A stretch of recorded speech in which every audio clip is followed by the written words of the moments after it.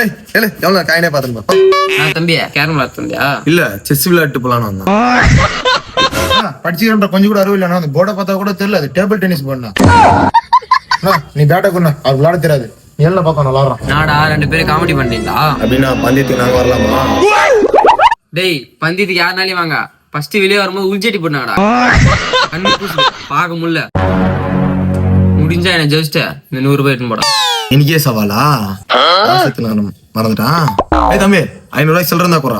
அண்ணா 500 ரூபாய்க்கு சில்லற இல்ல, 200 ரூபாய் தான் இருக்குதுண்ணா. பொண்ணு டா தோத்தாலும் ஜெயிச்சாலையும் நீ 200 ரூபாய் எடுத்துக்க. முதல்ல நாம் தரவனா முடிவு உனக்காக்கும்.